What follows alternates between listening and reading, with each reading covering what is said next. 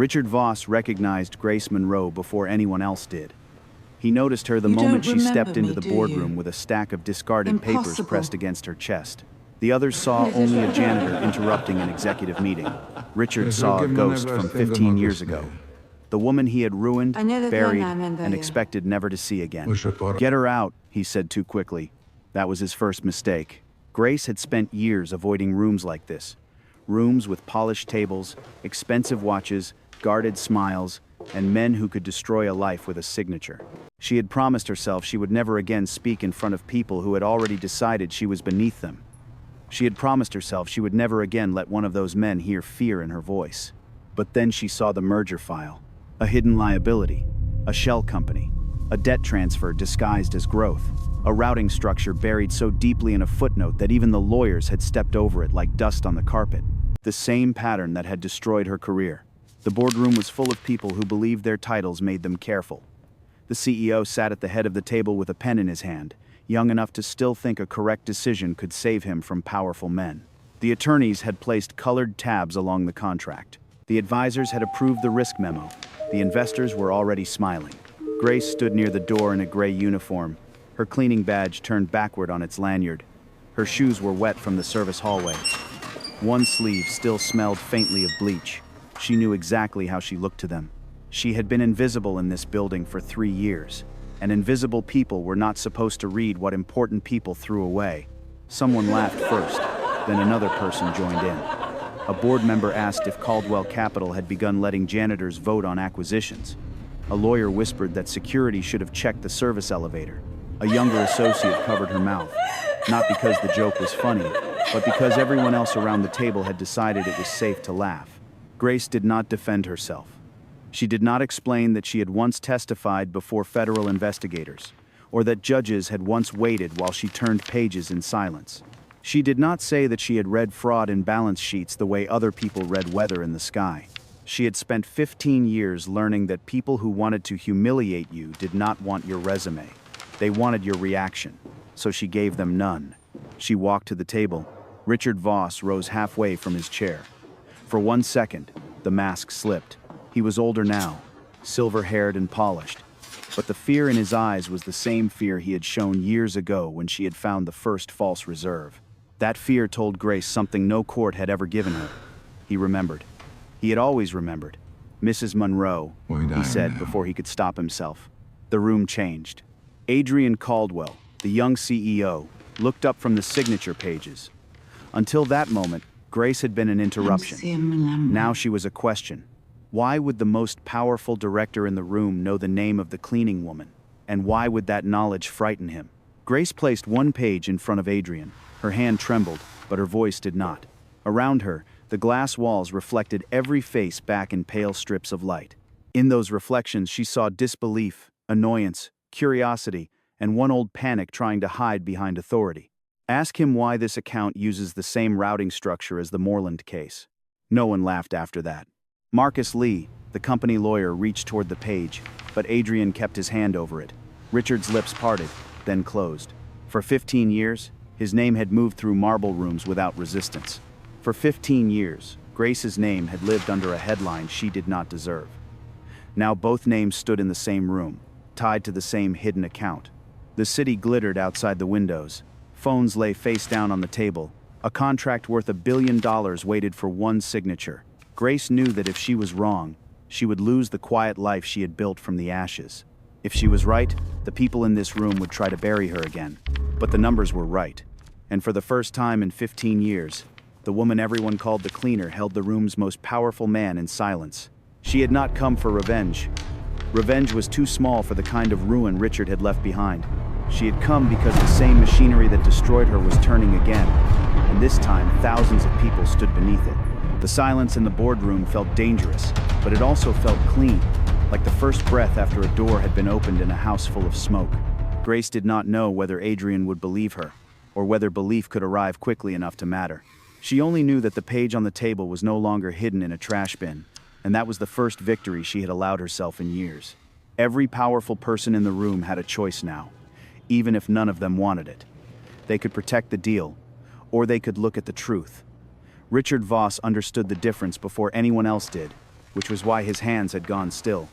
She had not come for revenge. Revenge was too small for the kind of ruin Richard had left behind. Grace knew the truth would cost her, but silence had already taken enough from everyone in that room tonight, and still she chose to speak, and still she chose to speak, and still she chose to. Every night at 10:47, Grace Monroe entered Caldwell Capital through the service door on West 52nd Street. Not through the front lobby with marble floors, fresh lilies, and a receptionist who offered sparkling water to clients in expensive suits. Grace came in beside the loading dock, where cardboard boxes leaned against concrete walls and the security camera blinked red above a scratched steel door.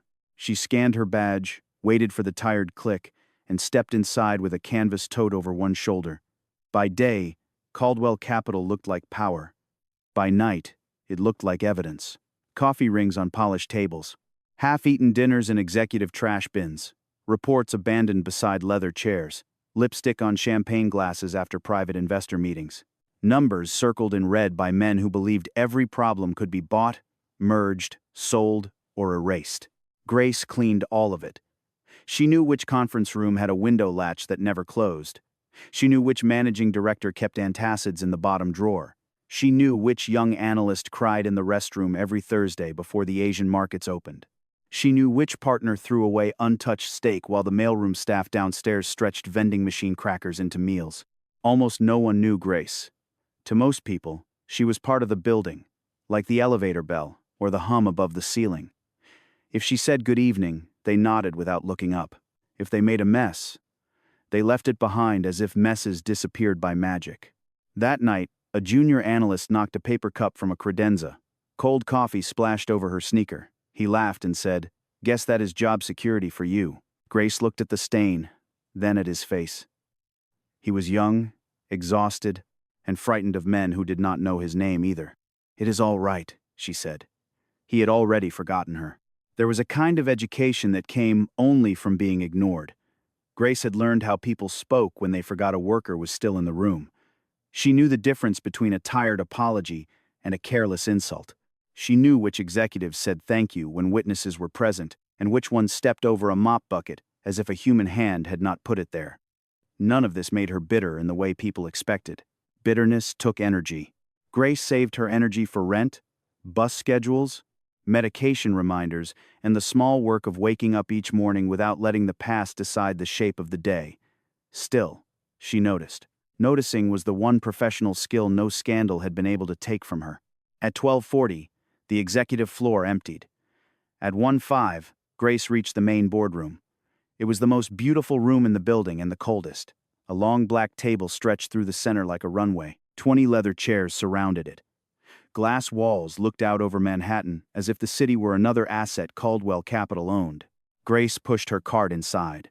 The room smelled faintly of lemon polish, expensive cologne, and stress. There had been a major meeting earlier.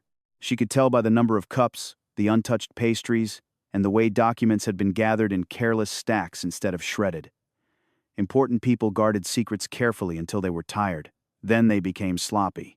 She collected napkins first, then cups, then plates. She was reaching for the recycling bin beside the head chair when she saw the file.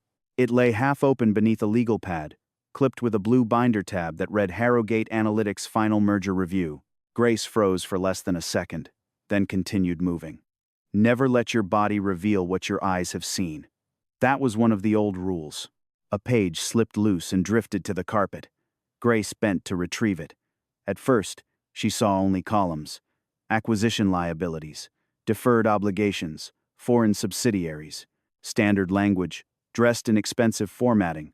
Then her eyes stopped on a footnote near the bottom. M47. Tiered settlement transfer. Moreland Reserve classification. Her fingers tightened around the page. The room seemed to tilt. For 15 years, she had trained herself not to react to that word. Moreland had taken her license, her career, her house, her marriage, and the way her daughter used to look at her before shame entered their home. The file should have been meaningless to her current life.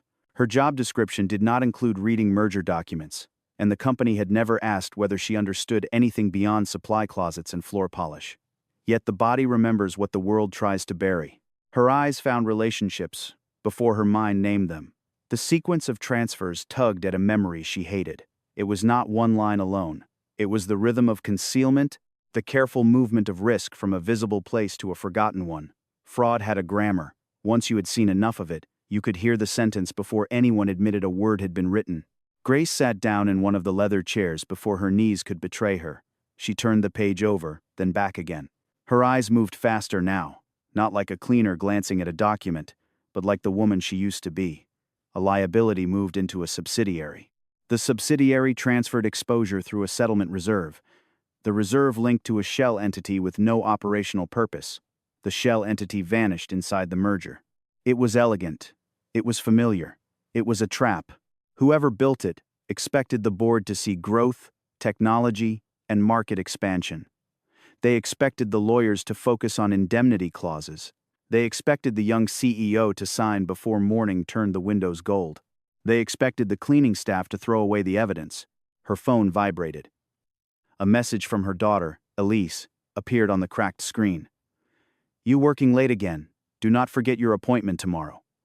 Grace stared at the words. Elise was 29 now, a nurse, practical and guarded. She still called. She still checked in. Yet there were rooms inside her voice that Grace had not been allowed to enter for years. Grace typed, "I remember." Then she added, "Love you." 3 dots appeared, disappeared, and appeared again. Finally, Elise replied, "Love you too. Get some rest." Rest was all Grace had wanted for 15 years. Quiet bills, quiet meals, quiet work that no one envied, questioned, or investigated. No reporters, no lawyers. No powerful men saying her name as if it tasted like dirt. She looked at the page again. If she threw it away, the merger would go forward. If it went forward, Caldwell Capital would inherit whatever Harrogate was hiding. When the collapse came, the board would not suffer first. Assistants would. Analysts would. Receptionists would. Cafeteria workers would. Security guards would. People like her. For a long moment, Grace simply breathed. The boardroom lights hummed over her head, and Manhattan glimmered beyond the glass with the indifference of a city that had seen many people ruined and very few restored. She could still place herself in the old Moreland conference room. The stale coffee, the attorney who kept tapping his ring against the table, the partner who told her she was overreacting, the investigator who later asked why she had not pushed harder. Everyone had wanted her to be louder after the fact, but when she had spoken early, they had treated her voice as an inconvenience. That contradiction had followed her for 15 years. Adrian Caldwell was 32 years old, and most of his board had been waiting for him to fail since the day his father died. His office was 3 floors above the boardroom, large enough to impress visitors and empty enough to expose him. On the wall behind his desk hung a black and white photograph of Walter Caldwell, the founder, the legend, the father whose shadow seemed to enter every meeting before Adrian did. The Harrogate merger was supposed to end the whispering. Harrogate Analytics owned risk modeling software that could make Caldwell Capital look modern again. Its customer data was valuable. Its projections were beautiful. The acquisition would send a signal to investors that Adrian was not merely an heir warming a chair. He would become the man who had moved the firm forward. Richard Voss had been the loudest supporter. He never raised his voice. He did not need to. He had advised Walter for decades, sat beside the family at funerals, and knew how to make suggestions sound like inheritance. "Your father would have understood the timing," Richard told Adrian during their late meeting. "Markets reward confidence. Doubt is expensive." Adrian wanted to believe him. He also wanted to stop feeling like a boy borrowing an office. The board had already questioned his judgment twice that month. Investors were nervous. Senior partners were taking private calls with recruiters. If the merger failed, Richard could gather enough votes to replace him with someone older, safer, and easier to control. That morning, Adrian reviewed the signature packet while Marcus Lee, the company counsel, walked through the final conditions. Marcus was sharp, credentialed, and proud of both facts. He said the risk profile was manageable. The external consultants agreed. The board packet had no red flags. Adrian uncapped his pen and tried not to look at his father's photograph. Adrian had inherited more than a company. He had inherited a story about what strength was supposed to look like. His father had been decisive, admired, feared, and quoted in business magazines by men who confused certainty with wisdom. Adrian had grown up hearing that hesitation was weakness. Now he lived inside an office designed to remind him that a great man had once sat there. Every chair seemed selected by Walter Caldwell. Every old photograph seemed to ask whether the son had enough steel. Richard knew this and used it gently. He never shoved Adrian toward the merger.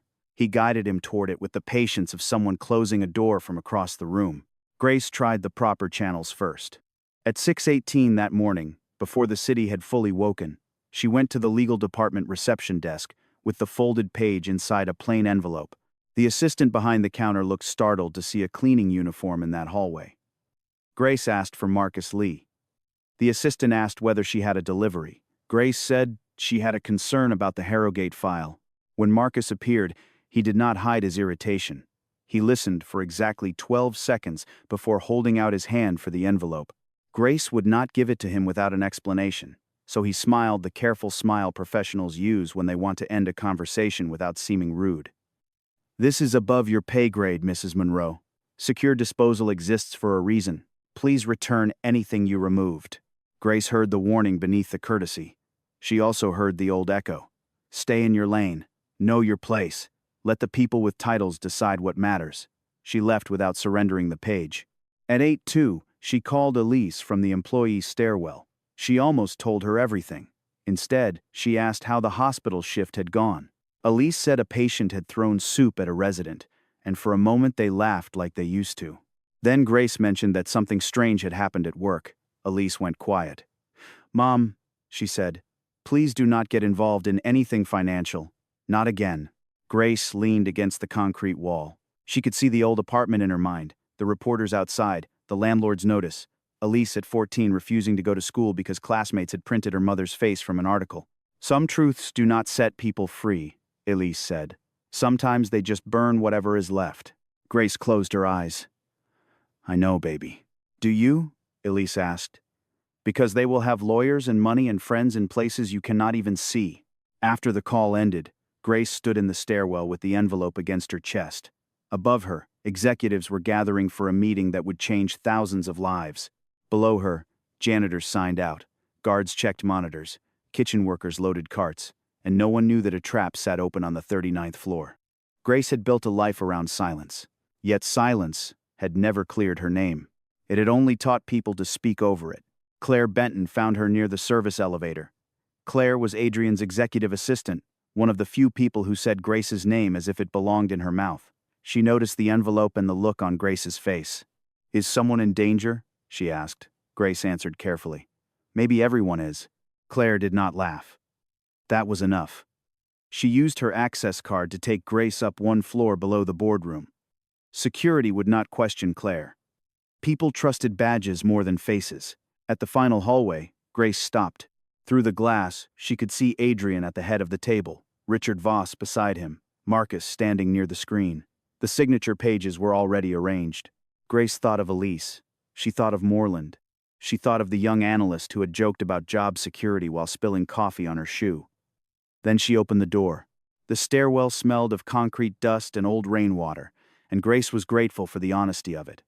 Nothing in that space pretended to be noble. It carried pipes, footsteps, and the faint echo of people using it when elevators felt too exposed. Grace stood there with the envelope and understood that courage did not feel heroic from the inside. It felt like nausea. It felt like imagining your daughter's face when the articles came back. It felt like the knowledge that powerful men would not call it courage. They would call it misconduct, instability, resentment, overreach, anything except the simple refusal to let another lie pass untouched. The boardroom did not become silent at once. First, there was irritation, the small rustle of wealthy people being interrupted. Then recognition of her uniform. Then, amusement. Marcus turned red before he spoke. "Mrs. Monroe, this meeting is closed." A board member near the window leaned back and asked whether they had scheduled a cleaning inspection. Someone laughed. Someone else muttered that security had become too relaxed. Grace stood inside the doorway with the envelope in her hand. She felt every stare move over her gray shirt, her worn shoes, her hair pinned back with a clip from a drugstore. The laughter was not loud, which made it worse. Loud cruelty had edges. This was soft and practiced. It said they were embarrassed for her, not by themselves. Richard recognized her before the others did. His face changed, and changed back so quickly that only Grace saw it. "Get her out," he said. "Too quickly, too sharply." Adrian noticed, The young CEO looked from Richard to Grace. Mrs. Monroe, Richard added, then stopped himself. The room picked up the mistake. Grace walked to the table. Marcus blocked her path. She looked at Adrian instead of Marcus. "Give me 30 seconds, she said. "If I am wrong, I will leave and you can fire me before lunch." The board chuckled again. Adrian should have refused. Every rule in the building told him to refuse. Yet Richard's hand had tightened around his pen, and that small gesture disturbed him more than the interruption. 30 seconds, Adrian said. Grace opened the envelope, placed the page in front of him, and pointed to the footnote. "Ask him why this account uses the same routing structure as the Moreland case." Richard went pale. Marcus reached for the document, but Adrian put one hand over it first. "What is Moreland?" Adrian asked. Grace looked at Richard. "An old crime with a new name," she said.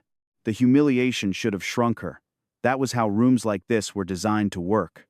A laugh here, a raised eyebrow there, the careful use of a job title as a weapon, and soon the unwanted person would apologize for occupying space. Grace felt the old instinct to lower her eyes. She had practiced that instinct for years because humility was safer than confrontation when rent depended on employment. But Richard's mistake steadied her. He had said her name. He had revealed the thread between them. The room might still see a janitor, but he saw the woman he had tried to erase. That gave her the smallest possible opening, and she stepped through it. The next 30 minutes reversed the temperature of the room. Marcus began by treating Grace like a nuisance.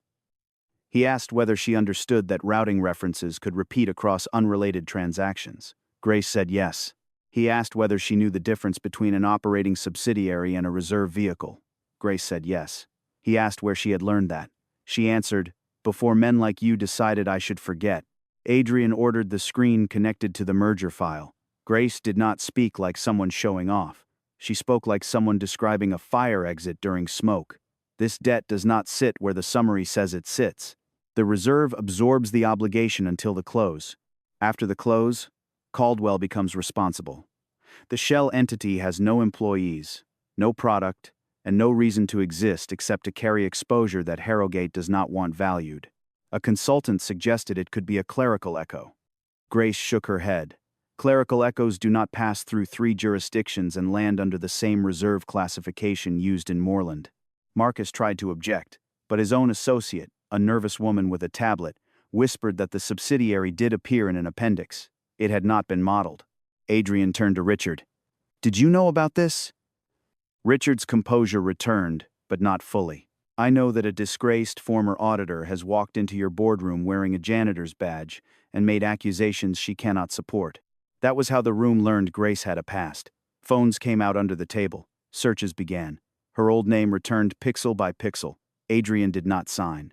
He closed the packet and said the transaction was suspended pending review. For the first time all morning, Richard had nothing wise to say. Grace did not need every director to understand the structure immediately. She needed them to understand danger. So she translated the language. A reserve was where a company placed obligations it did not want to scare buyers with. A shell was a room with no furniture and a locked door.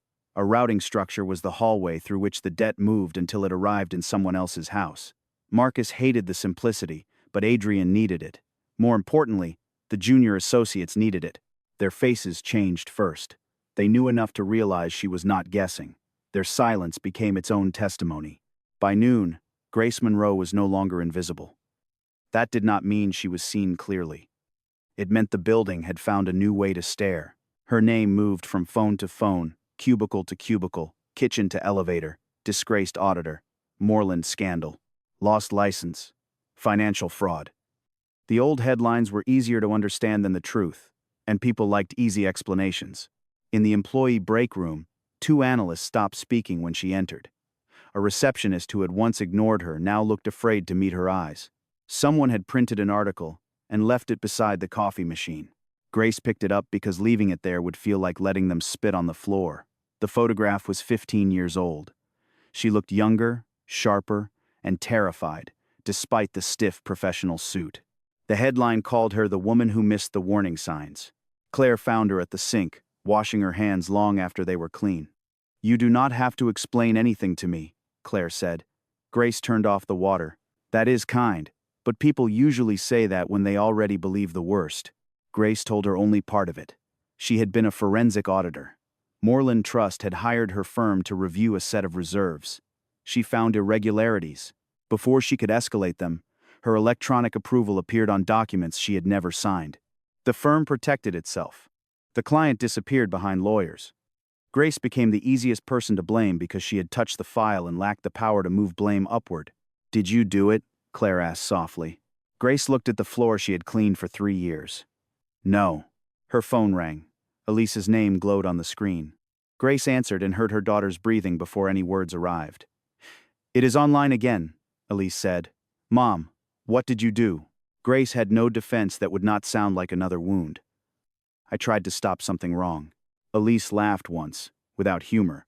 "That is what you said last time." The internet had no memory of context, only appetite. Grace watched strangers revive the worst week of her life between stock updates and celebrity gossip. They used old photographs because old photographs made guilt look permanent. They used words like disgraced because those words were easy to understand and hard to wash off. What none of them showed was the night Elise found her mother sitting on the kitchen floor, surrounded by bills, or the morning Grace sold her wedding ring to keep the heat on. Scandals were public, consequences were private. That was why the public always underestimated them. That evening, Richard's attorney invited Grace to a diner 2 avenues from the office. The man wore a navy coat and spoke gently, as if kindness were billable. He slid a folder across the table. Inside was a separation agreement, a non-disclosure clause, and a payment large enough to change Grace's life. Enough to clear Elise's student loans, enough to cover rent for years, enough to stop bending her back over other people's trash. "No one is admitting wrongdoing," the attorney said. "Mr. Voss simply believes you have been placed under unnecessary stress. He feels retirement would be healthier for everyone." Grace looked through the window at taxis moving through rain. Healthier for everyone. Powerful men loved phrases that made threats sound like medicine, the attorney continued. If she kept speaking, reporters would return. Her daughter would be contacted. Her old case would be discussed by people who had never read a single file. Caldwell would terminate her for removing confidential documents. Richard would consider civil action. Grace imagined signing. She imagined Elise free from debt. She imagined a small apartment in a quieter neighborhood, a chair by a window, no service elevator, no glass tower, no Moreland. Her hand touched the pen. Then a busboy dropped a tray near the kitchen, and the attorney flinched as if noise were an offense committed by the working class. Grace watched the busboy apologize to customers who barely looked at him. She remembered the people who would pay first if Caldwell collapsed. She remembered the assistants outside the boardroom waiting to learn whether their jobs still existed. She closed the folder and pushed it back. "Tell Mr. Voss, I cleaned his kind of mess for free once," she said. "I will not do it again." The attorney's face hardened. "You are making a mistake." Grace stood. "No," she said. "I am recognizing one." The money in Richard's offer had weight. Grace would have been lying if she pretended otherwise. Poverty did not make people pure. It made every choice louder. The number on the page became Elise's loans. A better apartment, dental work delayed for years, a refrigerator that did not rattle at night, a winter coat bought before winter. Richard understood that. Men like him believed every conscience had a price because they had spent their lives naming prices. Grace's refusal did not come from ease. It came from recognizing the trap. If she sold her silence once more, the money would not free her. It would purchase a nicer room for the same old shame. Adrian Caldwell did not sleep that night. He sat in his office under his father's photograph, reading the articles about Grace Monroe. Some called her negligent. Some implied she had been a scapegoat.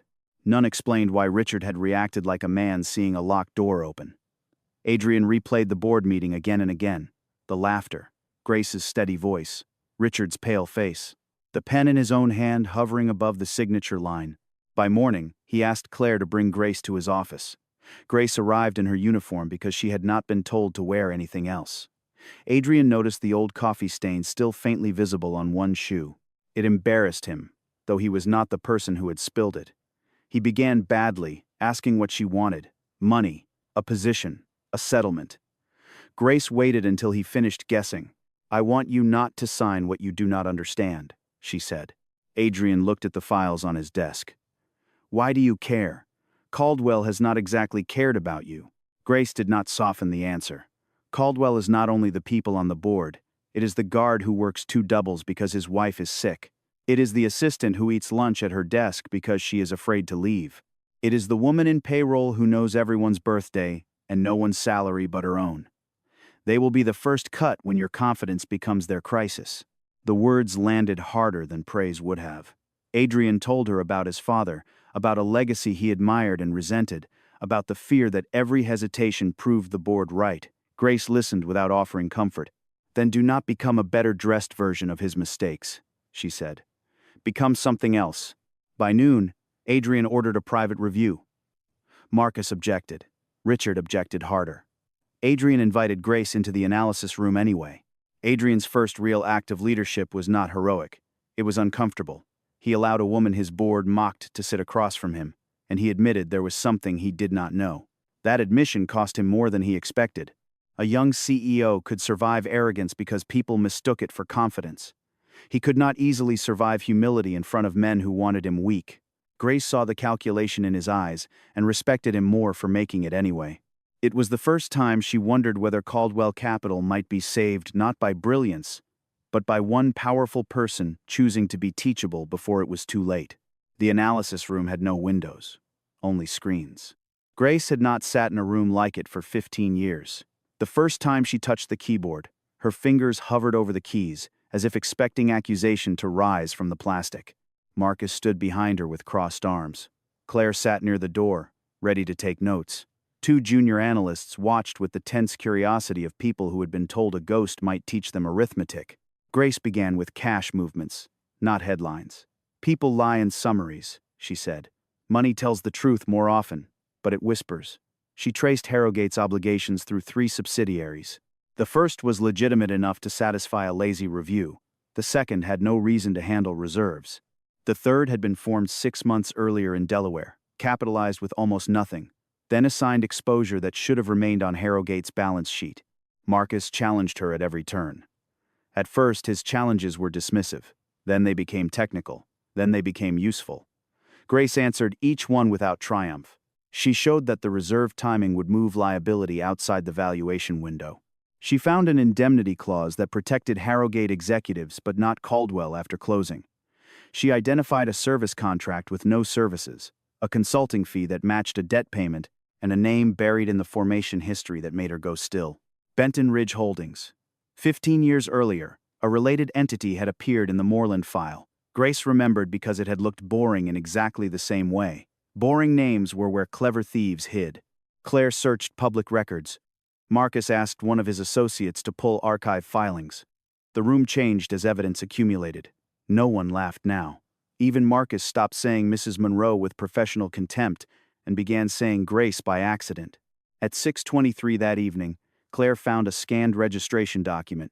The authorized representative was not Richard Voss himself, but the address belonged to a private office he had used during the Moreland investigation. Adrian stared at the screen. He looked younger than 32. Grace leaned back. Her shoulders ached. This was not just a bad merger. It was a burial. Harrogate would bring old Moreland records into Caldwell's systems, where a restructuring team could lose, rename, or destroy them under legal cover. The new fraud was designed to hide the old one. Richard was not afraid of a failed deal. He was afraid of resurrection. Grace excused herself and went to the restroom. She locked herself in a stall and pressed both hands over her mouth. She had imagined proof for 15 years. She had imagined it so often that part of her stopped believing proof existed. Now it was there, crawling out of corporate filings and forgotten footnotes, and all she felt was terror. Truth did not arrive like music. It arrived like a bill long overdue. The work in the analysis room became a long act of translation. Grace translated instinct into evidence. Marcus translated evidence into legal risk. Claire translated both into tasks that could be verified before Richard's allies buried them. The junior analysts, once silent, began bringing her details they had been too afraid to raise in earlier meetings. A missing schedule. A vendor address that matched another filing. A consultant fee rounded too neatly. Each discovery was small, but together they formed a shape. Grace had seen that shape before. It was not chaos, it was design. Someone had planned where the loss would land and who would be blamed when it exploded. Elise came to her apartment the next night without calling first. Grace knew from the sound of her knock that she was angry. The apartment in Queens was small, neat, and full of things Grace had kept because throwing them away felt like agreeing with the people who had taken everything else. A framed certificate lay face down in a drawer. Old case files slept in a box beneath the bed. Elise noticed the box immediately. "You still have them," she said. Grace did not pretend to misunderstand. "Yes." Elise stood in the doorway wearing hospital scrubs beneath her coat. She looked exhausted in the way nurses looked exhausted, body tired and soul still working. "Do you remember what happened after Moreland? Do you remember reporters outside school? Do you remember Dad packing a suitcase? Do you remember me being 14 and learning that adults would ask a child whether her mother was a thief?" Grace took the words because they were true. "I remember all of it." "Then why are you doing this?" "Because it is happening again." Elise shook her head. That answer was not enough. She had spent years building a life beyond her mother's scandal, and now the past was reaching for her name too. Grace wanted to say that this time would be different, but she had no right to promise that. Powerful people did not lose gracefully. They dragged families through mud and called it defense. "I am scared," Grace admitted. Elise's face changed. As a child, she had needed a mother who was not scared. As an adult, she could finally hear the cost of that need. Grace said she had stayed quiet partly to protect Elise, but also because shame had made silence feel deserved. Elise looked away. "If you do this, do not do it for that company," she said. "Do it for the woman I used to believe you were." She left before Grace could answer. But when Grace opened the drawer later, she turned the old certificate face up. Mother and daughter had survived Moreland differently. Grace had survived by becoming smaller. Elise had survived by becoming competent, useful, and hard to surprise. In the hospital, competence protected her. A nurse with steady hands could enter any room and know what to do next. But family pain did not obey hospital training. Elise could forgive strangers faster than she could forgive the woman whose silence had made childhood feel unsafe. Grace knew this. She also knew forgiveness could not be demanded as payment for suffering. It had to arrive in its own time, or not at all. Richard struck before dawn. The first article appeared on a financial gossip site, then spread to larger outlets, hungry for scandal. Caldwell Capital had halted a billion-dollar acquisition after advice from a janitor linked to the infamous Moreland fraud. The sentence was built to wound all three targets at once. Adrian looked reckless. Caldwell looked unstable. Grace looked ridiculous. By market open, the stock dipped. By midday, board members demanded an emergency call. Richard sounded sorrowful, which was more dangerous than anger. "Adrian," he said, "leadership requires discernment. You cannot allow personal sympathy to endanger the firm." Marcus was pressured to sign a statement saying Grace had no role in the legal review and her assertions remained unverified. He read the draft 3 times and did not sign. Grace's badge stopped working at 217. Security met her near the service entrance with apologetic faces.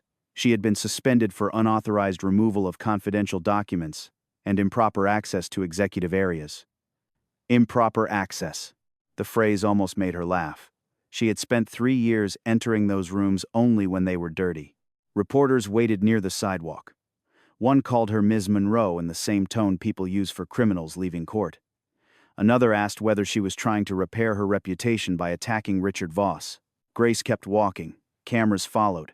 She did not look back until she heard a security guard, Mr. Alvarez, tell a reporter to give the lady space.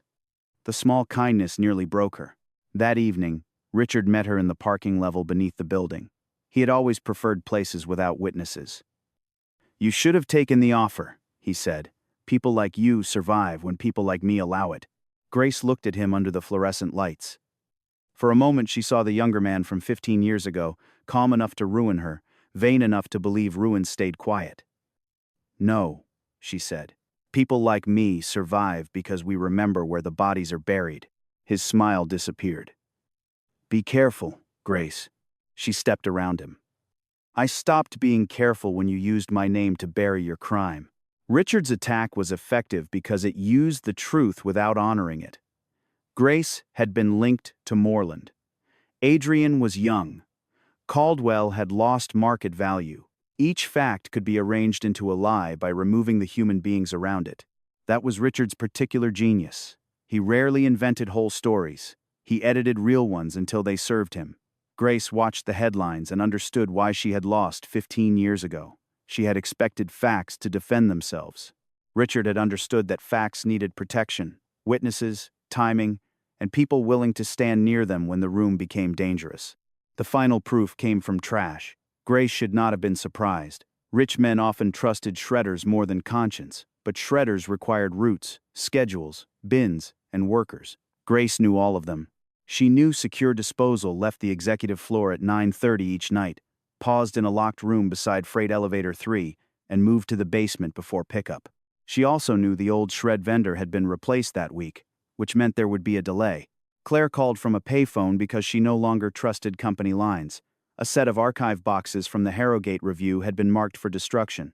Marcus had refused to sign the public statement and was now locked out of several systems. They needed physical documents before Richard's people could remove them. Grace entered through the loading dock using a spare visitor badge Mr. Alvarez pretended not to see. Claire met her near the freight elevator. Marcus arrived 2 minutes later, tie loose, face pale, carrying access codes he claimed he had not stolen, merely liberated from bad judgment. Grace looked at him. "You are late, counselor." For the first time, Marcus smiled without superiority. "I am trying to improve." They found the boxes in the basement records room behind broken office chairs and old signage from a rebrand. Dust covered the lids. Grace searched by weight first. Real secrets often traveled with too much paper, because lawyers believed bulk created safety. In the fourth box, she found a missing appendix. In the sixth, an email printed 15 years ago and misfiled under a vendor name. The email showed her electronic approval had been applied after her access had been suspended during the Moreland review. Someone else had used her credentials. The attached routing map connected Moreland's reserve structure to Benton Ridge Holdings. A later note, written in Richard's neat hand, authorized migration of legacy exposure through an acquisition vehicle. Marcus read it twice. Claire covered her mouth. Grace did not cry. Not then. She placed the papers into a folder and held them like a child she had once thought lost. The freight elevator opened behind them. 2 security officers stepped out, followed by Richard's attorney. Grace knew then that Richard had found them. Claire's hand moved toward her phone. Marcus stepped in front of the boxes. Grace slipped the oldest email beneath her coat. The basement records room felt like the underside of the company. Above them were glass walls, strategy decks, and catered lunches.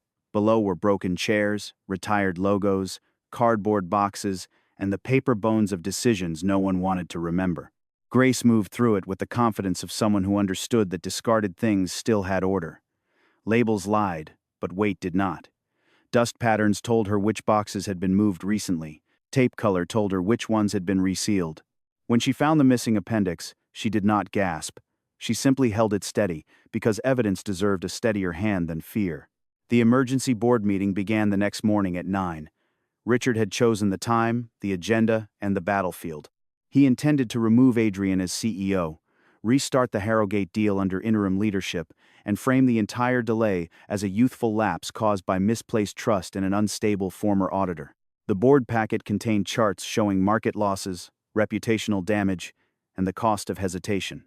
It did not contain the truth. Adrian entered alone. He looked tired, but not broken. Richard sat at the opposite end of the table, where he could appear less like a rival and more like a guardian of order. Several directors avoided Adrian's eyes. They had already counted votes in private. Marcus was present as counsel, though Richard clearly expected obedience from him. Claire stood near the wall with a tablet held to her chest. Richard opened with regret. He spoke about fiduciary duty, market confidence, and the danger of allowing emotion to override discipline. He said Adrian had been manipulated by a person with a documented history of professional failure. He did not say Grace's name until he had to, and when he did, he made it sound like a stain. Adrian let him finish. Then Marcus stood. The board needs to hear a witness before any vote. Richard's head turned slowly. That will not be necessary. It is necessary, Marcus said. It is also overdue. The doors opened. Grace walked in without a uniform and without a suit. She wore a plain dark blouse, black slacks, and the same careful expression she had worn while cleaning their table. In her hands, she carried a folder and a battered cardboard box. A director made a quiet noise of disbelief. Richard smiled as if her presence proved his point. Grace placed the folder on the table. I am not here to ask you to like me, she said. I am not here to ask you to repair what was done to me. I am here because you are about to let the same man bury 2 crimes with 1 signature. Richard objected. Adrian overruled him. That was the moment the room understood the boy CEO had stopped asking permission. Grace began with Harrogate. She showed the Shell subsidiaries, the reserve transfer, the hidden liability, and the indemnity clause that would leave Caldwell responsible after closing. Marcus confirmed each document.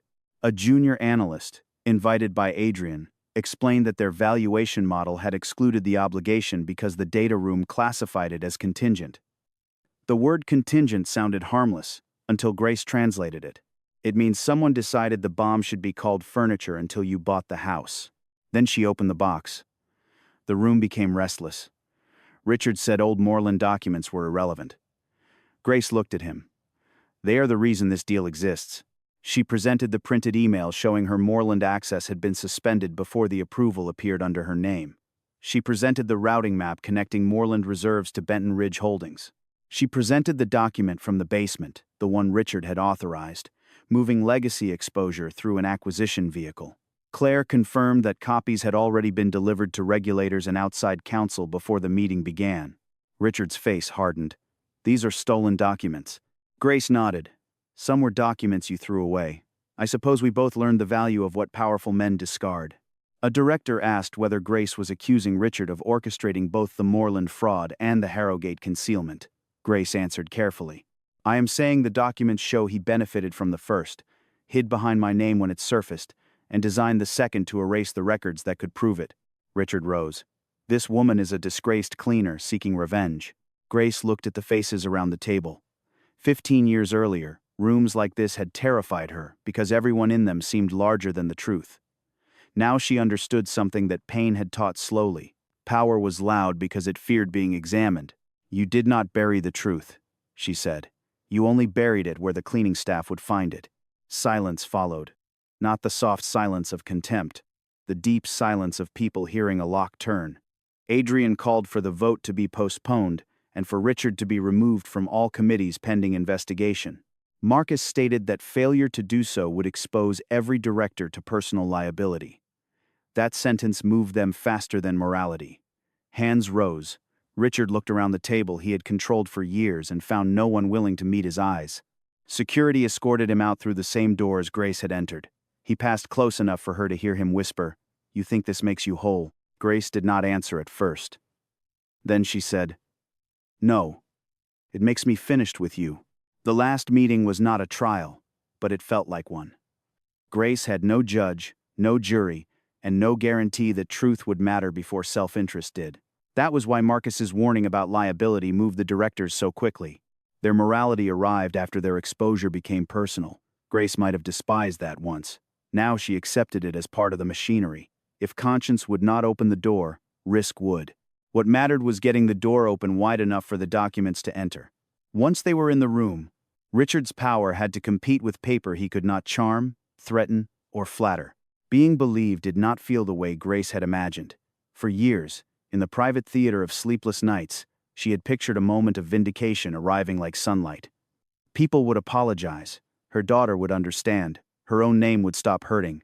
Instead, the days after the board meeting were noisy, practical, and strange. Regulators opened inquiries. Reporters changed their language with shameless speed. The disgraced auditor became the janitor who saved a billion-dollar firm. The woman once blamed for missing fraud became the hidden expert who exposed it. Grace watched commentators praise her on television from the same diner where she used to sit with coffee she could barely afford. Their admiration felt almost as careless as their contempt had been. Caldwell Capital survived the week, though not proudly. Adrian held an all-staff meeting in the lobby, not the boardroom. He told employees that the firm had confused hierarchy with wisdom and paid for that confusion. He did not make Grace stand beside him like a trophy. She appreciated that. She stood near the back with Claire, Mr. Alvarez, cafeteria workers, assistants, analysts, and people who had learned to listen differently when she entered a room. Elise came after the meeting. She waited until most people had gone, then walked across the lobby with tears in her eyes and no speech prepared. Grace did not move toward her too quickly. Mothers of grown daughters learn to respect distance, especially distance built from old pain. Elise stopped in front of her. "I read the documents," she said. "All of them." Grace nodded. They said you were locked out before the approval. Yes. Elise covered her mouth. For years, she had wanted proof and feared proof because proof could not return childhood. It could only explain who had stolen it. Grace reached for her hand. I am sorry. I let shame become the loudest voice in our house. Elise stepped into her arms. The embrace was not magical. It did not repair every birthday, every slammed door, every silence after Moreland, but it was real. And real was more than Grace had allowed herself to expect. Adrian later offered Grace a senior advisory role with a salary that made her laugh from shock. Marcus supported it. Claire cried when she heard. The board, newly humble, approved immediately. Everyone assumed this was the happy ending. Grace would return to finance, take an office, and prove that she had always belonged among the powerful. But Grace looked through the glass wall of the offered office and saw herself years earlier, measuring her worth by whether men in expensive chairs allowed her to speak. She had not fought her way back into that room only to make it her cage again. She accepted one temporary assignment. Caldwell would build a protected internal reporting system, and she would design it. After that, she wanted something different. 6 months later, the old executive training floor reopened as the second Ledger Center. The sign by the door was simple: financial literacy, fraud awareness, and worker protection for every employee, every title, every shift. The first class included assistants, guards, cafeteria workers, clerks, mailroom staff, junior analysts, and 2 members of the cleaning crew who sat in the front row because Grace had saved seats for them. Marcus taught a session called The Cost of Professional Arrogance and began by apologizing without excuses. Claire created anonymous channels that could not be buried by managers. Adrian required every executive to attend training led by people outside their rank. It did not make Caldwell perfect. No company became just because a scandal frightened it. But systems changed, and systems mattered because memory alone was too fragile. Elise brought Grace's old certificate in a new frame. Grace did not hang it in a private office. She hung it in the classroom, between a whiteboard and a shelf of donated calculators. Under it, she placed a smaller plaque. Expertise can survive dismissal. Truth can survive delay. People are not invisible because others refuse to see them. On the first evening class, a young woman from the night cleaning crew stayed after everyone left. She held a workbook against her chest and asked how Grace knew when a number was lying. Grace thought of Moreland, Harrogate, Richard Voss, and the page that had slipped to the boardroom floor. Numbers do not lie, she said. People hide behind them. Your job is to notice what they hope you will ignore. The young woman wrote it down as if it were a formula. Grace smiled. Outside the classroom, Manhattan glittered beyond the glass, still wealthy, still restless, still convinced it owned more than it did. Grace turned off the lights when the class ended, not because she was cleaning after powerful people, but because she was the last to leave a room she had opened for everyone. Second Ledger did not make Grace famous in the way television wanted her to be famous. She declined profiles that tried to turn her into a miracle. She refused interviews that wanted tears more than truth. The center mattered because it changed who was allowed to notice. A night cleaner could report a suspicious disposal order. A receptionist could question a visitor log. A payroll clerk could ask why one department's overtime vanished each quarter. A junior analyst could challenge a model without being labeled difficult. Grace knew no system could remove greed from human beings. But a better system could make greed work harder to hide. The first week at Second Ledger began with only 12 people, because most employees still did not believe the invitation was real. Grace understood their suspicion. Companies loved programs that sounded generous in announcements and disappeared once cameras left. She did not blame anyone for waiting. On Monday night, she arrived early and arranged the chairs in a circle instead of rows. A circle made it harder for one person to pretend to own the front of the room. She placed coffee near the door, not catered coffee with silver lids, but regular coffee in a dented urn, the kind people could pour for themselves without feeling watched. Mr. Alvarez came first. He stood in the doorway with his cap in his hands and asked whether security staff were actually allowed to attend. Grace told him the first seat was his because he had guarded the building longer than some directors had worked in finance. He laughed as if she were joking, then realized she was not. A payroll clerk named Janine came next, followed by 2 cleaning women from the night crew, a receptionist, 3 junior analysts, and a mailroom worker who admitted he had only come because he heard there would be food. Grace welcomed him too. Hunger was a perfectly honest reason to enter a room. She did not begin with fraud. She began with ordinary fear. She asked everyone to write down one sentence they had wanted to say at work but had swallowed. No one moved for almost a minute. Then pens began to scratch. The room filled with the sound of private courage. I think my manager changes my hours after I sign them. I saw a locked bin removed before audit week. I do not understand my retirement plan and I am embarrassed to ask. I know a client was promised something we cannot deliver. Grace collected none of the papers. She told them the first lesson was that a voice did not become legitimate only after someone powerful requested it. Adrian attended the third class and sat in the circle like everyone else.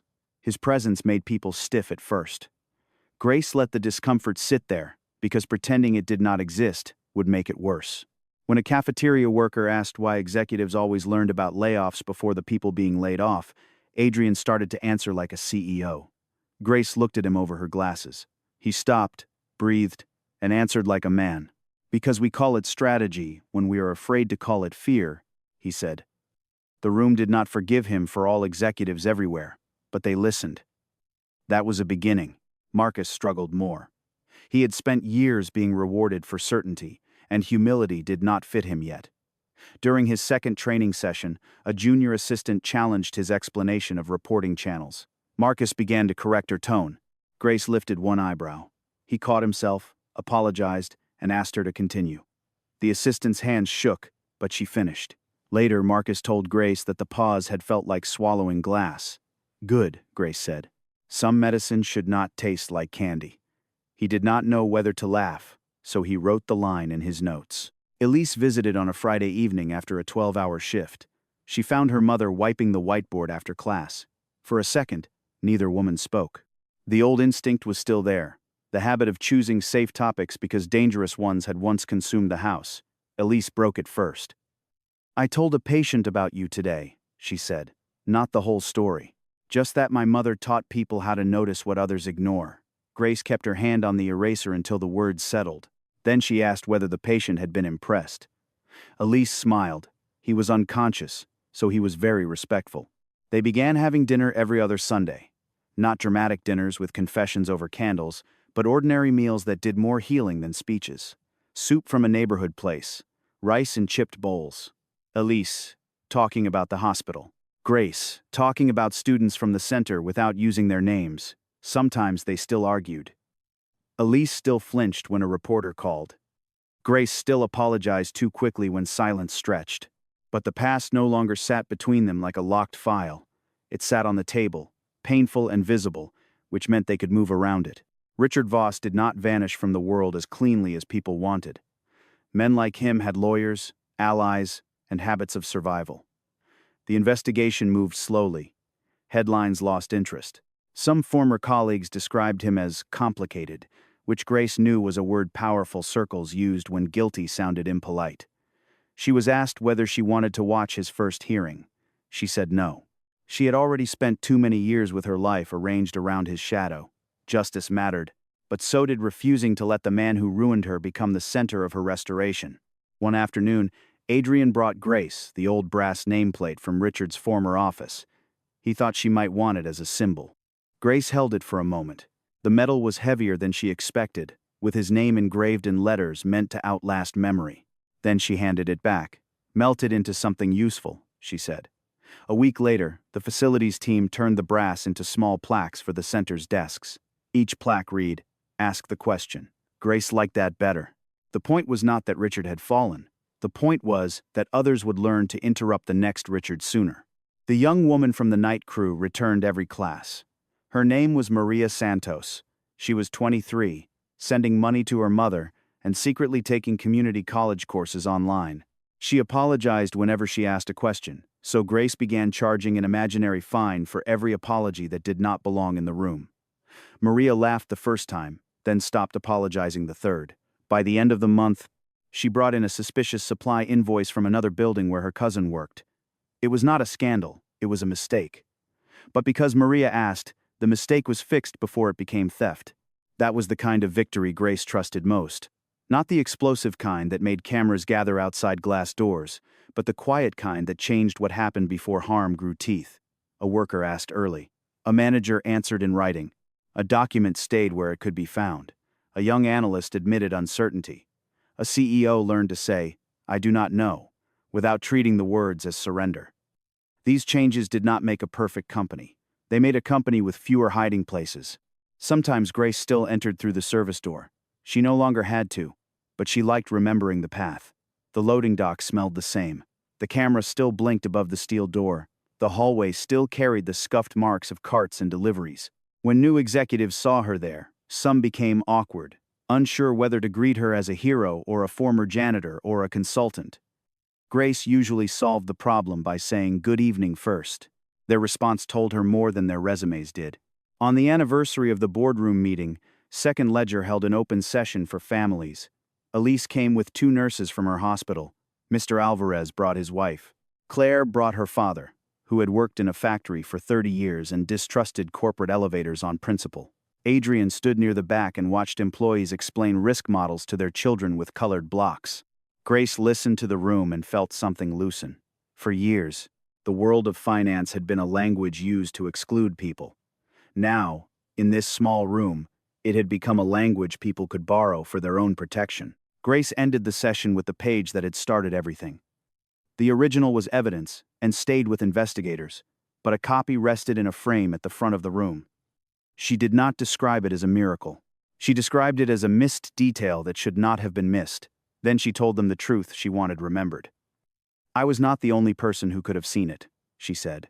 "I was the only person in that room who had learned to respect what others threw away. Do not wait until someone has suffered for 15 years before you decide an ignored person might be right." Afterward, Maria asked if Grace missed being an auditor. Grace considered lying because simple answers comforted people. Instead, she said she missed parts of it. She missed the precision, the chase, the moment a pattern came clear. She did not miss the rooms where intelligence had to dress itself in the right suit before anyone respected it. Maria nodded, as if storing the answer for later. Then Grace asked whether she had registered for the next accounting class. Maria said yes. She said it without apology. That night, after everyone left, Grace stood alone in the classroom. The city shone outside as it always had, full of money, ambition, hunger, and windows that made success look cleaner from a distance. She turned off the coffee urn, stacked 2 forgotten chairs, and checked the door twice. Old habits did not disappear. They became gentler, when no longer born from fear. Near the whiteboard, Elise had left a note in her quick nurse handwriting. "Proud of you. Dinner Sunday. No excuses." Grace folded the note and placed it in her wallet behind the old certificate copy. Before leaving, she looked once more at the framed sentence on the wall. "Ask the question." It seemed too simple for everything it carried, but most necessary things were simple after someone brave enough had paid for the explanation. Grace switched off the lights. The room went dark. Then the hallway lights caught the plaque by the door. Second Ledger Center. For a moment, she saw her reflection in the glass. Gray hair, tired eyes, steady shoulders, no uniform, no borrowed authority. Just herself, visible at last, but not alone.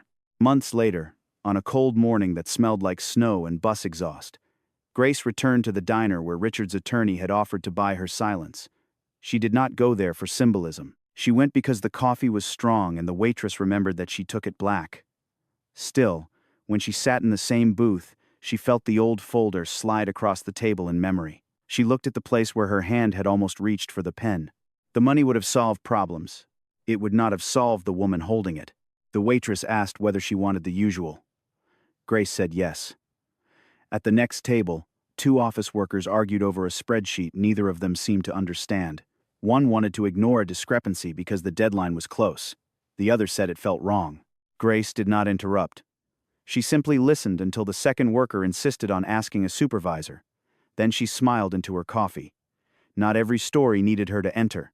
Sometimes the work was done when other people learned to trust the discomfort she had once carried alone. That afternoon, she met Elise outside the hospital. Snow had begun to gather along the curb in gray ridges. Elise was late, breathless, and still wearing the expression nurses carried after seeing too much pain in rooms too bright. They walked to a small restaurant and ordered soup.